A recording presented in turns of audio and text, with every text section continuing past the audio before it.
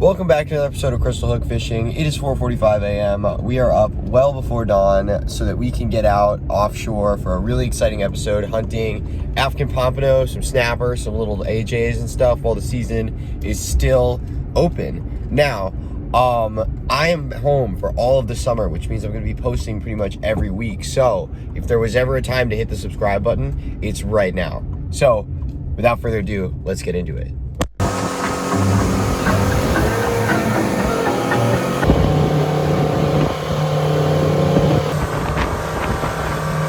2 hours later. Look at that. We got clear blue water. Yeah. Hopefully we're gonna get on them.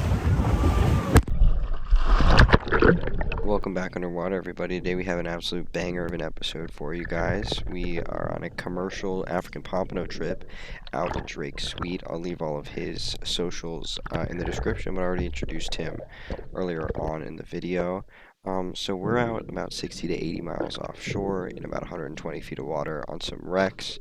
We move out to 160 a little bit later in the day, but for now, we're in 120.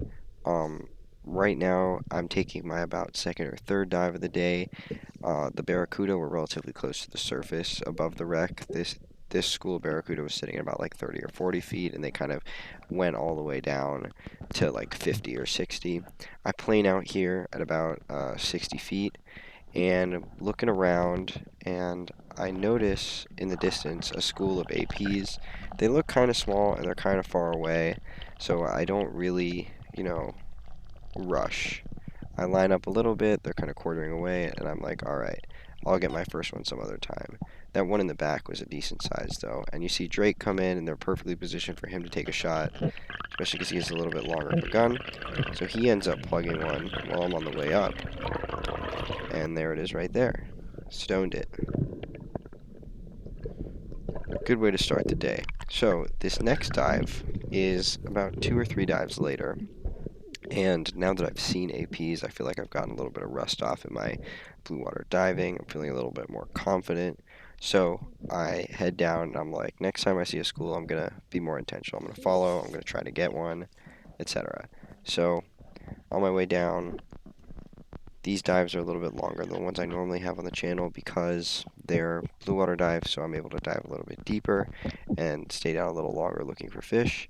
But I get down, and almost as soon as I plane out here, I see just a solo one. And I come up to him, and I plug him, takes off. My shot's a little bit low, so I open up my reel and head to the surface to make sure that I'm not, letting him freak out. But he's really freaking while I'm on my way up. And sometime while I'm on my way up, unfortunately, he tears out because my shot's just so low. In his stomach, you'll see right here, my line is pretty much slack, just straight up and down. And so I start reeling up, and there's just nothing there.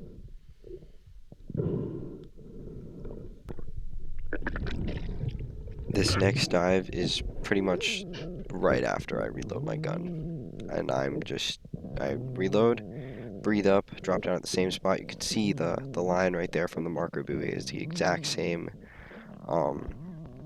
drop basically that I did before, except this time I'm on my way down, and when I plane out, I see an actual school of them. Most of the time when you drop for these, you want to drop in and see all the jacks and all that other life that's around, right? So there's a couple jacks in this dive, but it's not like thick with jacks and yellowtails and snapper and stuff like that. But this was enough for me to just kind of hang out, see what was going on, and then you'll see right here that group come in, a little school, and I just look for the biggest one right there and plug him. Got him right through the bottom of the gill plate, so I knew that the shot was going to hold. I could see blood coming out of his face as he was swimming away, which meant that I had, hurt him pretty bad. So I felt pretty good about being able to land this fish. So I started, I was fighting him a little bit on the way up because I was more worried about the sharks. This time I didn't open my reel all the way.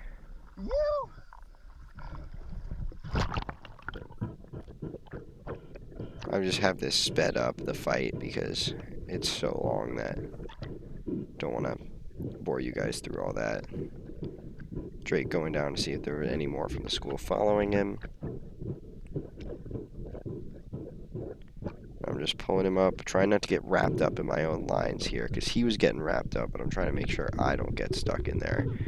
So I'm keeping my body clear of the lines and trying to secure that tail grab right there. Tail grab is easier for the first grab with these fish than grabbing it by the gills. But once you have that tail grab, try to grab it in the gills. And there is my first ever African pompano. Went about 25, 30 pounds. Not the biggest one, but still a good solid fish. What was he eating? A banana?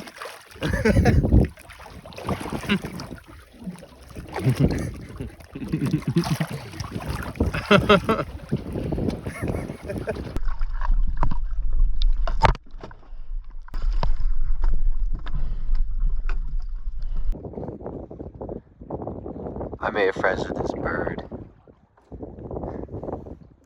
He's just chilling on the boat with us.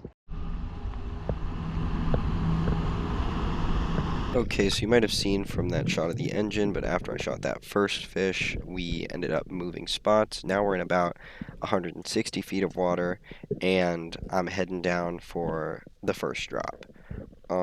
Here, you'll kind of notice that when I get down, there's a much larger school of yellow jacks, and of just jacks in general than the last spot. So I get down, and as soon as I plane out, you'll kind of see there's a little bit more life out here than at the spot before, which normally means good things for the African pompano as well. I get down, I'm looking for pompano, but the grunts kind of bring in this nice school of yellow jacks. Just looking around, still looking for pompano. And the grunts are just continuing to bring in jacks until right there I see a nice school of yellow jacks. I aim at the biggest one, and my line release got caught actually. And that's why the shaft kind of came out slow like that. Drake shot an AP right after, which was the shot from just there. And I head back down after reloading my gun.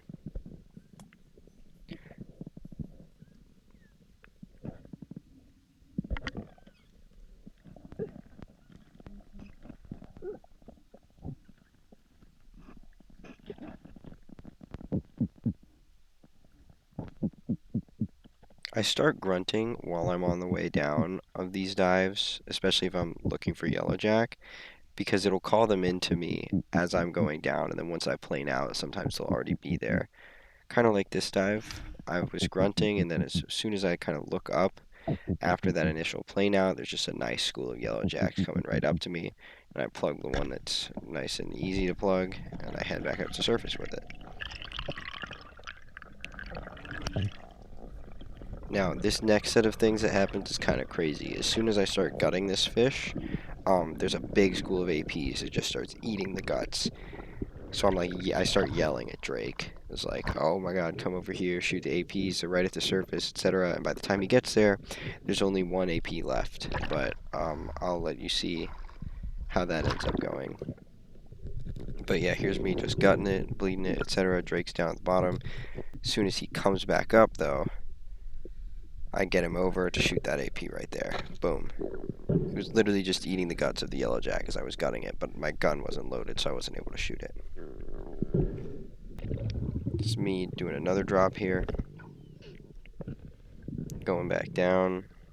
I have my first AP at this point, so I'm really kind of much more relaxed. Just kind of hanging out.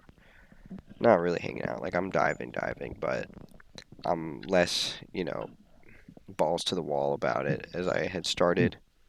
Just trying to make sure we're filling the ice chest with fish for the commercial trip, make sure the boat makes money. So I'm much more willing to shoot yellowjacks on dives, etc., stuff like that, because I know I can just reload and get an AP. Nice school of Jack Crevalle, but there's a yellowjack right there. As soon as I stick my gun out, though, the Jack Crevalle spook the yellowjack. I shot another AP, but my camera was off, so that's the other AP I shot. That was a nice one, too. Sucked that my camera was off. There's a big pod of dolphins that I also saw. So here is what would be my third AP of the day, is this dive. We are on our way down here. We went back to the original spot. It's a nice permit right there. Nice school of them, actually. We're on our way down, and as soon as I get down, I see these 3 really nice ones, and I shoot that one. I don't like this unicorn shot, which is why I hesitated. It's not really unicorn shot. It's just a low percentage shot coming from the top down, that like dive bomber shot. My shaft ended up not penetrating all the way through, which is really bad, especially with a big fish. This one ended up going like 35, 37 pounds, like gutted. And so I'm kind of like, oh god, I have to play this fish really easy, because I don't think my shaft went all the way through. I didn't see it poke through the other side. So I'm playing it really, really careful when I'm fighting it. I'm fighting it on the way up, and those long fights tend to bring in sharks, and that's what happens here. The shark just starts exploring around. Another one shows up too, and they both start trying to go after my AP in different intensities at different times, but kind of speeding through. You can see the sharks on the edge of the footage pretty much the whole time I'm speeding through. This one kind of lazily comes in, trying to get a bite out. I let it go. I let the fish go down, letting the line run through my hand so it can get away from the shark. Then the other shark comes in from the side. Drake, sharks! Trying to get Drake over to help, but the current has taken me pretty far from the boat, so I'm kind of on my own here. Dragging him up, and the sharks are, following him. But they're not being, like, too bad. And then just, like, out of nowhere, I'm trying to make sure I'm clear of all the lines, etc. Making sure my belt reel isn't hanging and getting caught in my shooting line. All of a sudden, this guy just starts charging me. I'm like, oh crap, I don't have my gun in my hand. So I pull out my dive knife and just start making little noises to try to get him to go away. And he turns away, which is, my heart rate went up considerably when he did that. That was freaky for me. I grunt to get him off the fish, and at this point, I'm considering just like, okay, I just need to get this fish in to me as quickly as possible and start swimming back to the boat. If he comes off, he comes off, and so that's what I do. I'm muscling him in. You can see that the shaft is not penetrated all the way through. The flopper was like sticking out of the skin. Thank God for double flopper shafts. So I force that shaft through him and grab him, and that's a secure fish. Really nice AP though. I ended up shooting a bigger one on the trip after this, but still.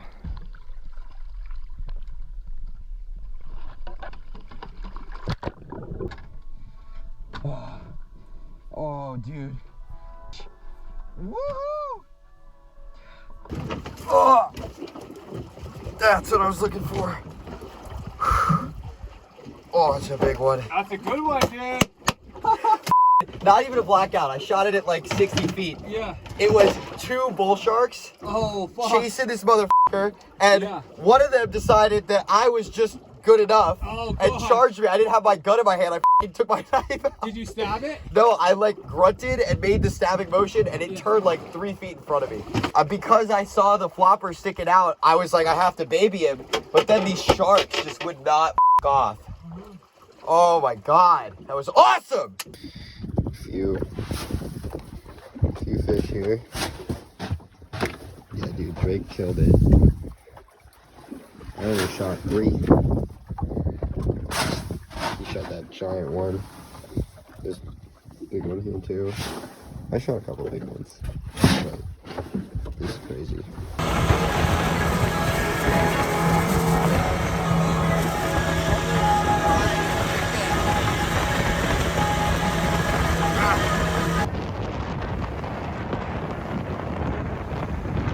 Well, that's all she wrote. It is 7:32. I have been diving or doing diving related things for the past 12 hours straight, and I'm ready to sleep. And there she is.